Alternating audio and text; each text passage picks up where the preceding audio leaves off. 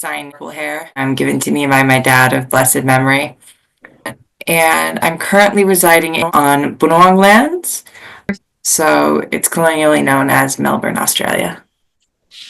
Yeah, so I first met that sounds funny. But I first met him actually when he was already in hospice. It was a week or two before the living funeral, and things were being set up. And a friend at the time, Stacy, who I believe goes by Mazel now, said, "Oh, you might really like them, and this you're kind of your last chance to get to know them. You know, you should come along. Don't feel awkward. See how things go."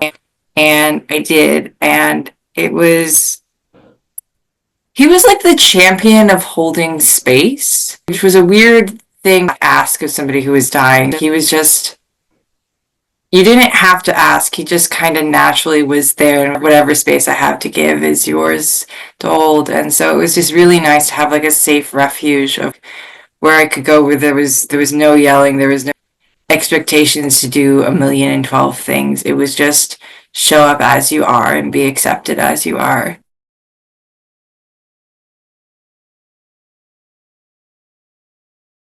Cool as hell, and why didn't I meet him earlier? He was just super accommodating. He was so not worried, but concerned that making sure that his living funeral is as accessible to as many people as possible. One of the things that stood out, it was during the Great Straw Debate, which is to say the new era, fuck disabled people. And he got these very pretty straws, and he was like, if only they weren't paper straws, and then immediately got regular plastic straws so that people could actually fucking use straws, because in Australia it's a super big thing here now as well that you will struggle to find an actual plastic straw in a lot of things. Even up and goes, which are basically like pre-made insures, have paper straws now, and they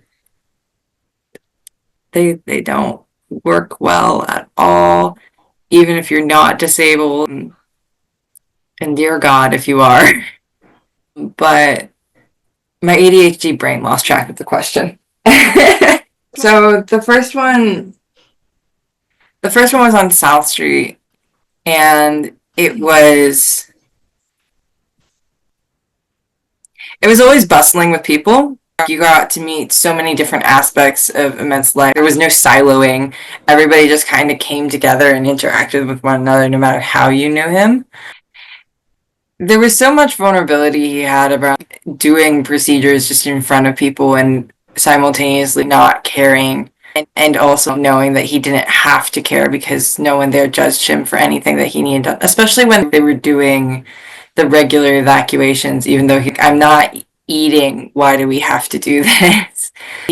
He just didn't have carry any shame around doing it. No one else showed up and had access needs seem to have the same shame we often are made to when we're in the public writ large.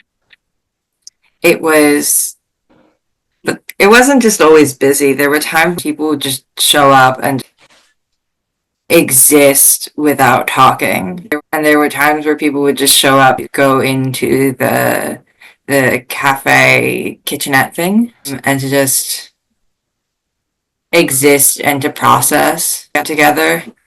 And it didn't always have to be while talking about the fact that our friend was dying.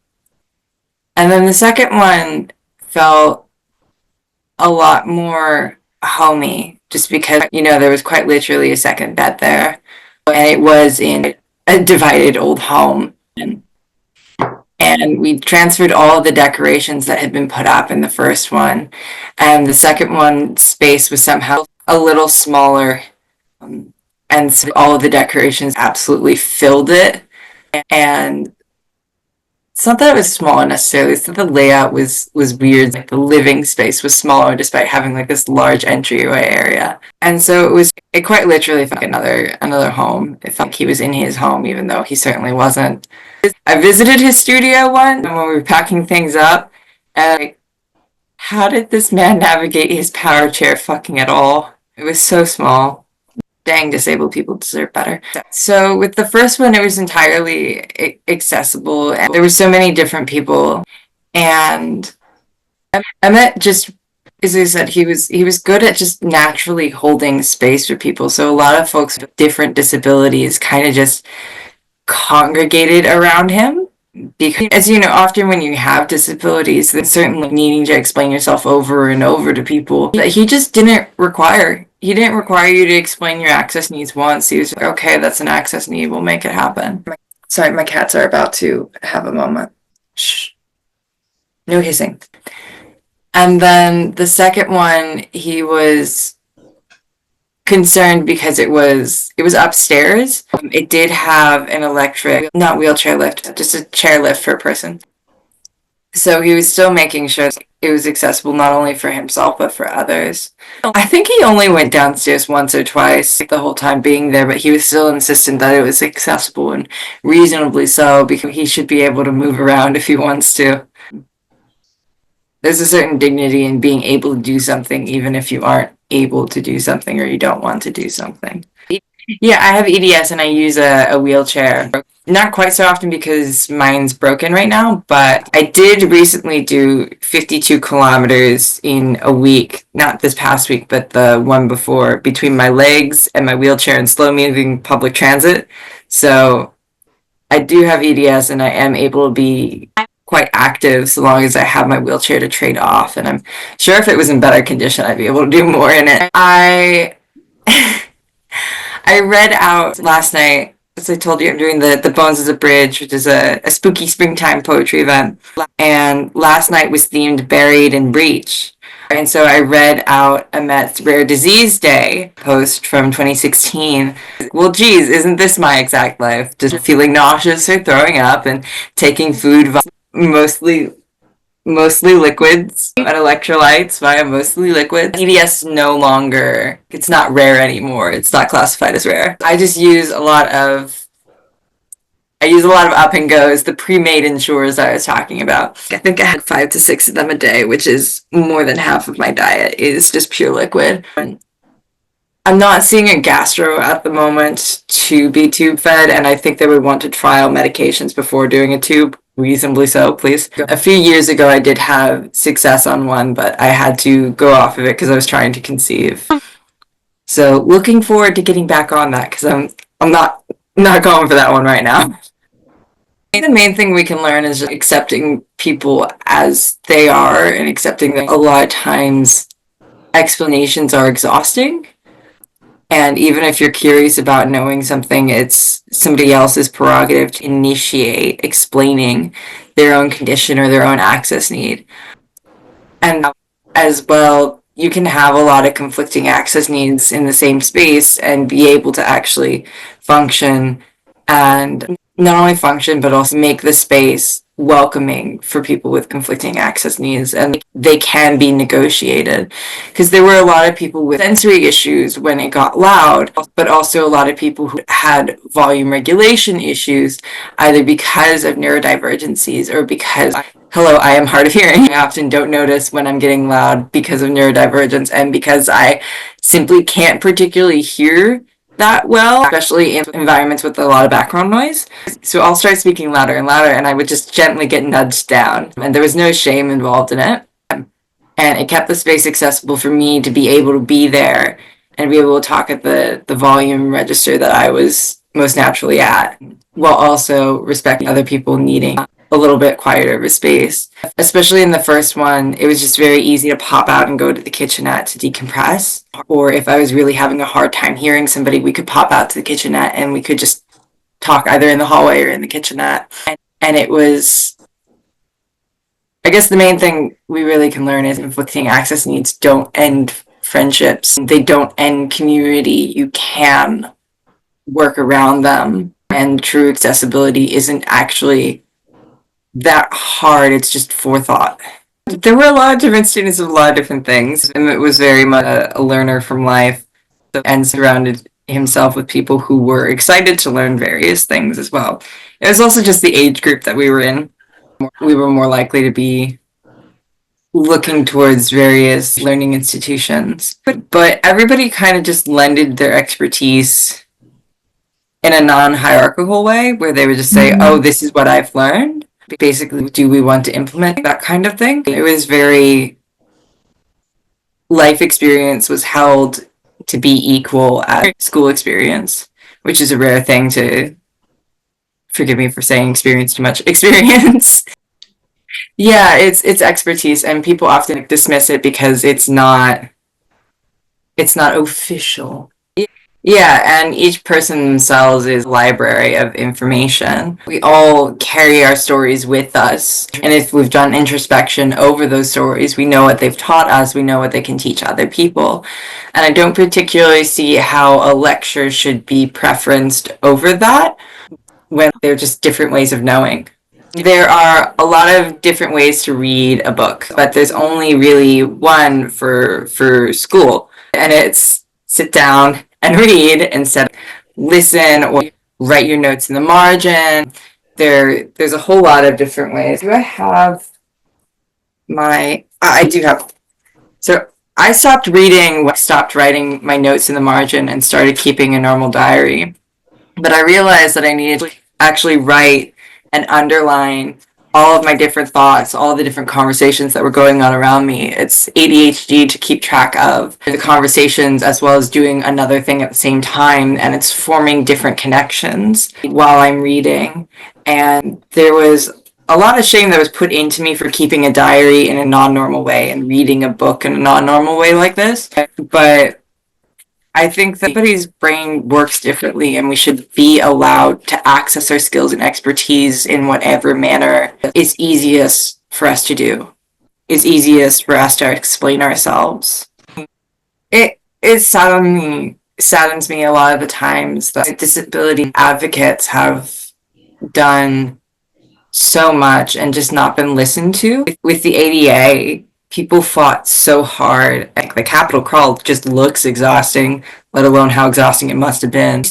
And for it to just be so broken and so poorly implemented and enforced, it feels a lot of the times, yeah, they listen to us, but they don't actually listen to us. And here, the NDIS, which is the National Disability Insurance Scheme, I believe, which is where you get most of your supports from, is just being utterly gutted one stage at a time. And DSP, disability support pension here, which I don't qualify for immigration reasons, has never been something you could really live on, just like SSI and SSDI. They have always been poverty wages. And it just sucks endlessly that we keep saying the same things. We need support access. We need access to better equipment, to better maintenance. We need access to society at large. Melbourne had this commitment to be wheelchair accessible for this huge swath of trolleys here by 2022, that it just utterly failed its promise on. The vast majority of trolley stops are not wheelchair accessible like they said they would be. And even lines that do have wheelchair accessible trolleys, the platforms aren't. So what do? You can't actually get off, and there isn't a boarding plate for something that tall because they haven't invested even in having a specialized boarding plate for their trolleys. So it's just, it feels we keep saying the same thing, and like sometimes we get a little acquiescence. They let us have just a little bit of liberation, but never actually what we need, never actually what we fought for, never actually what they agreed to. And it's just exhausting sometimes. Right now, it's bad enough in the States that I'm not returning. Even though it's deteriorating here, it's still so much worse in the States. One, because there's much more COVID that's rampant and rapidly evolving in the States. I only caught it for the first time in May, and I can't wear a mask because of my lung issues. So I've been going out, and I only caught it once in May. I just know my friends in the States, know my family in the States who've caught it again and again and again, despite masking, despite limiting the number of times they go out. So I just know my lung issues, which are caused by the neurological issue of the cerebral spinal fluid leak I have from my EDS, would be so much worse if I were in the States. I know that my access to wheelchair maintenance would be so much worse. You know, that my access to having support workers would be so much worse. And here it's already not looking good.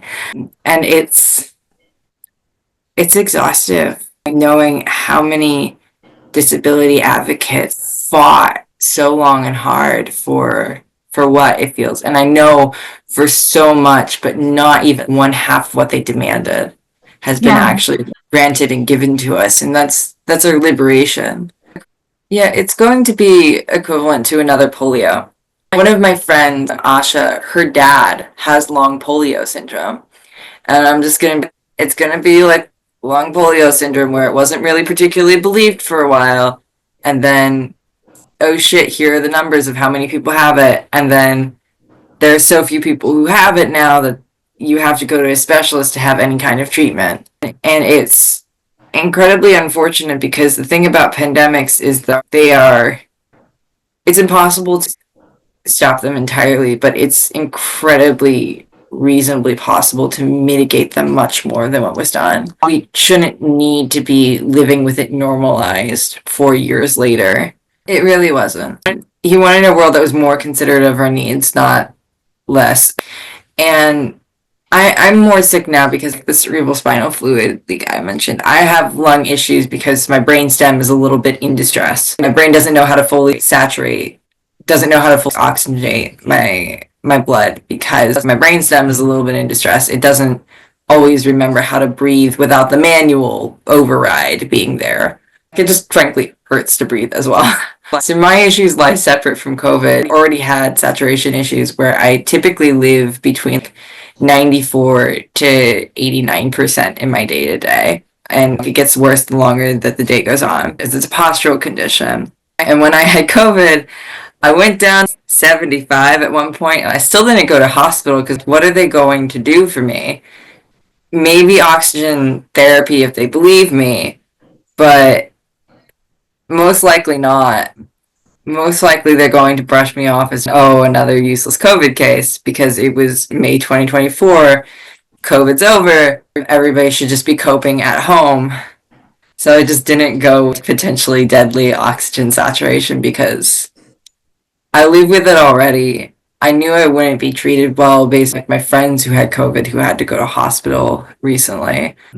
And so I'm just like, great. The medical setting is once more firmly inaccessible to me. It's not exactly uplifting. He would need somebody in the middle of the night, and I don't know if I was the best person because I can be quite groggy to raise out of sleep, but eventually I got there sometimes, most of the time. But it was just I never went to many slumber parties as a kid, but it had slumber party vibes when we were drifting off to sleep and we were talking. And I remember a few times I was so in and out of sleep. Sometimes I'd respond in my head and I wouldn't respond out loud, and then so sorry. Yeah. We were talking about that. And he got a snow cone machine for the second place. So he was chomping through snow cones. And one loved that for him. It was really nice and cuddly. It felt like a safe place to sleep, which again didn't particularly have where I was staying. And so it was just sometimes I'd need to get up and get him a snow cone in the middle of the night because he wanted something to drink but didn't want the effort of drinking it. And sometimes he needed me to get a nurse for meds, especially in the second place where he couldn't get a bolus on his own. And it was getting to slumber party with a friend quite frequently. I'd get opinions on how I style my minpacha, my scarf. It sucked it happened in hospice, but it was a good time to bond. I'd sleep at the first one because I worked pretty nearby at a homeless shelter at the time. So oftentimes I'd rock up after my shift and I'd sleep over there, or I'd sleep over right before I was going to go into a shift the next day. And it was really nice because it also meant that I got a lot of exposure therapy to dogs through Roxy because I do have a lot of intrusive thoughts about dogs. I am trying to work on them. They got worse, but they're getting better again. And being near a dog that's just as calm and as fucking chill as Roxy basically cured a lot of those things in a long time. And I'd be there to help out walk her mostly is one of the main things we did when you were overnight was make sure he got anything he needed, or he Roxy went out whenever she was fidgety. Other things that would happen overnight was just sometimes two or three of us would be staying overnight. More so at the first place where there were the two of us, just because there were couches out in the main thing, and there was a long couch bed in the first room. There wasn't really space for multiple in the second time. I know a lot of people tried to sleep over and they're like, mate, I can't. Yeah, it was a proper bed. And it was actually quite comfortable. It was my first time sleeping in one of the hospitalized beds where you can like customize your legs and your headset. So I just felt real cradled. I felt real nice and cradled. Yeah, the first place wasn't. It was hard as a rock. It was so stiff. I think the second place was more accommodating to that, just because it was set up a more home environment. You know what? How Emmett described it to me? How? This place is like a creepy Airbnb. Yeah, yeah. He'd liken it to a horror film was about to go down. That's the spirit. Exactly. No, I think he told me that, but I have almost certainly forgotten it to time. So many people before. I remember he wanted a wedding, and very shortly after slipped into his coma that he didn't really wake up from. So I would be sitting there stitching the chuppah together, the pieces. I've never put them together. I think in the new place, because I'm moving on the 7th. In the new place, I'm gonna unpack the chuppah and I'm gonna finally finish it. I can send it back to you because I figured it was his. He wanted me to be able to use it for my wedding, but I was so overcome in my grief, and my now ex-partner was not particularly supportive that I just couldn't look at it. I couldn't think about finishing it without Emmett. I wanted to experience a Jewish wedding, and fair enough, they're fun. There's like so much food, and there's so much dancing, and there's so much music that's being played. They're just a very lively event, and he never really got to experience one close, and he wanted to have one himself. I remember he asked me, and I was like, "Oh, I'm not Jewish yet, so I can't really sign a ketubah." And then he ended up finding a friend in Ohio who said that they would, but there were concerns about whether the will would change and whether he had the capacity to sign on for it. And I think he did at the time. Very shortly after, he just simply didn't.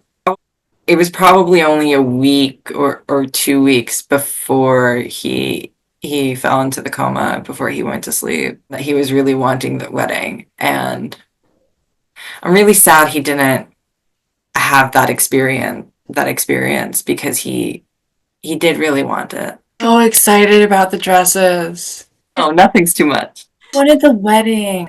And it's hard because of the rules of Shiva. There's so many rules. No joy. No pleasures. Nothing. Only sadness. And I recently sat Shiva for my adoptive dad as best I could. And no joy. Only sadness. So I think it was really particularly even brave for him to be, yeah, there's a sad thing going on and I demand some joy. I don't want to be sad for the remainder duration of my life, even though I know it's a thing.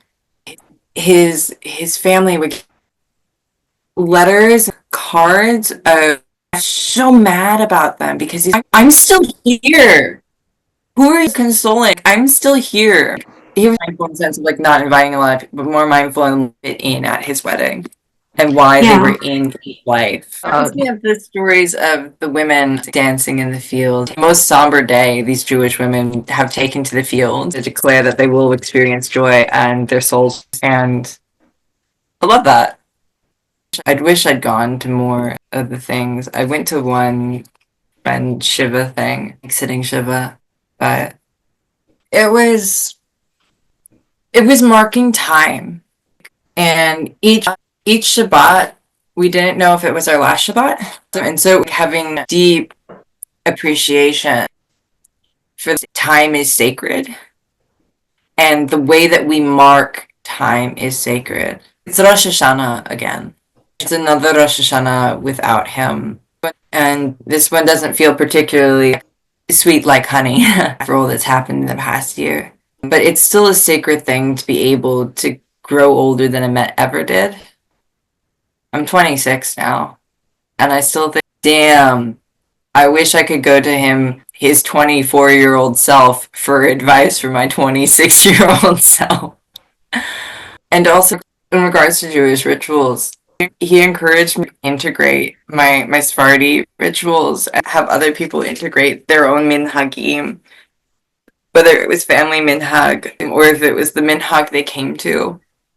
He was very reconstructionist in that Judaism is how you practice, and there are a lot of different ways that one can be a Jew. Support disabled members and support people from various level of practices and various subcultural backgrounds. There wasn't really one way that was preferenced. There were a lot of people who practiced it Reconstructionist style, but that's just because that's where Emet came from. He was very much a Chaim, a rabbi of life. He'd already had a lot of the skills well before he ever went to rabbinical school. It was. It was. I never felt any judgment when I was davening 3 times a day. In fact, a lot of people would quiet down when I was davening. I didn't need them to, but I never asked them to. But they still did because they recognized I was doing in that moment. And they wanted to be respectful of how I was doing it, even though it wasn't their practice. I think when we segregate ourselves into these tiny subsections of Jewish cultures, we lose a lot of, one, cultural knowledge from not talking to one another, but two, we lose a lot of Klei Yisrael, Jews as a nation. We stop being just Jews and we start being, I'm a Reconstructionist Jew, I'm a Reform Jew. The whole shipwrecked on an island, there are 2 synagogues and there's one that I would never step foot in. That's cutting off a lot of community.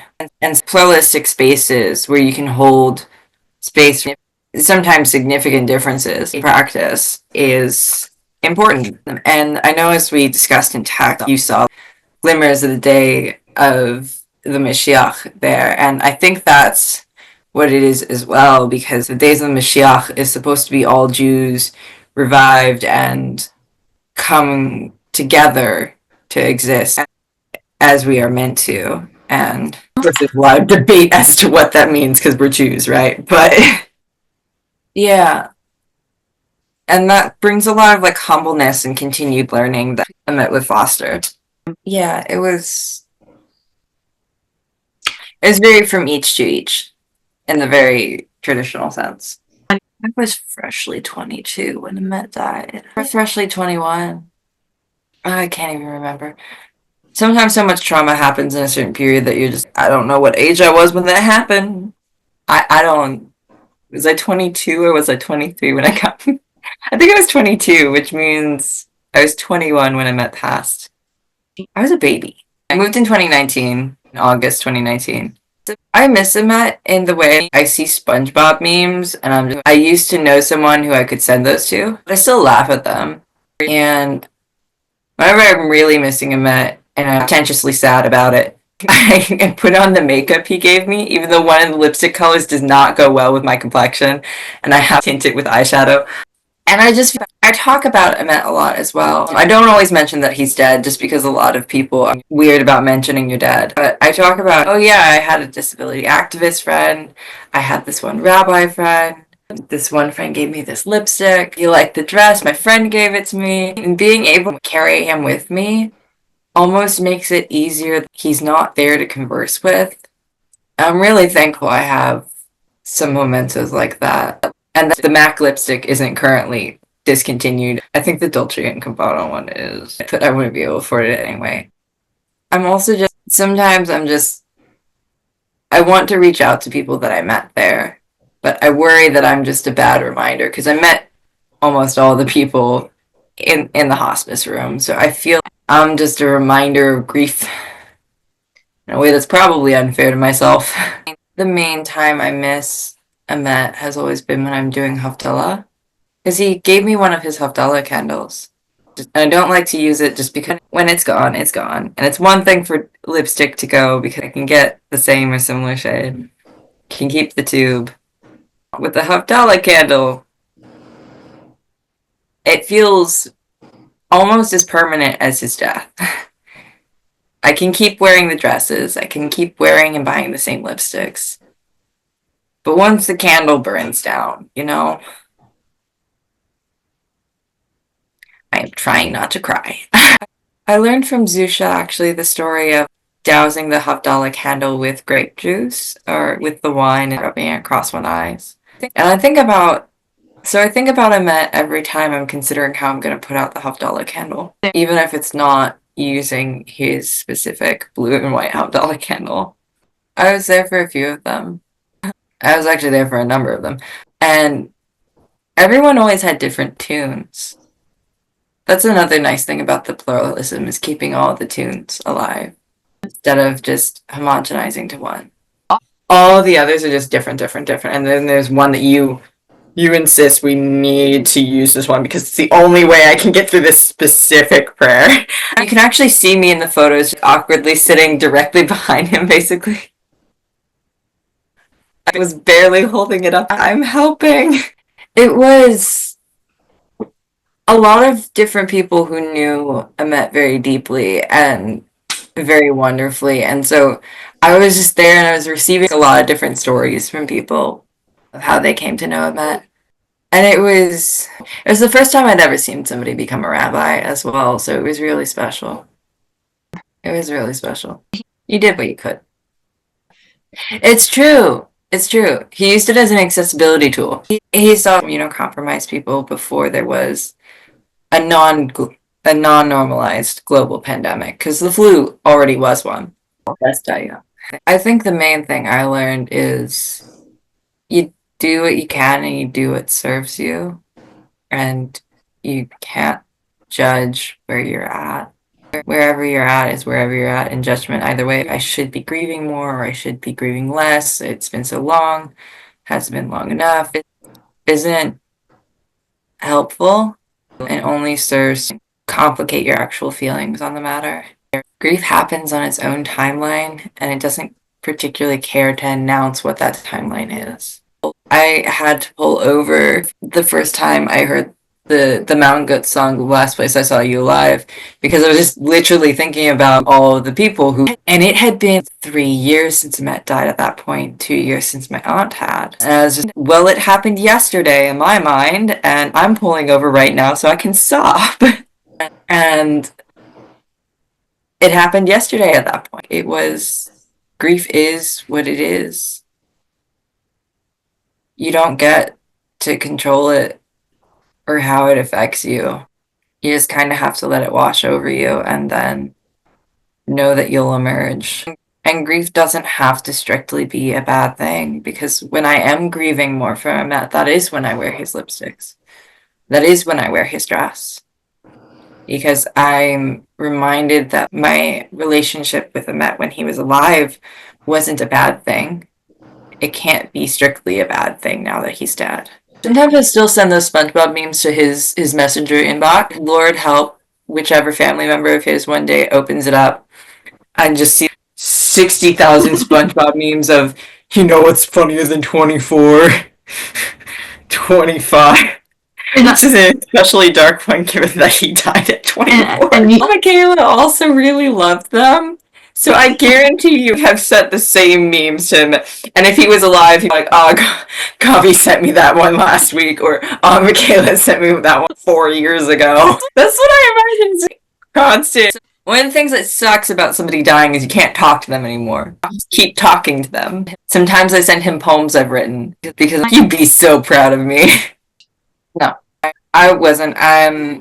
I very much just wanted to be there for him in whatever capacity I could. And so I figured it would just be getting water, it'd be getting the nurse, it'd be getting him food if he wanted to nibble on something. I didn't tolerate much those days, so that was only a few times.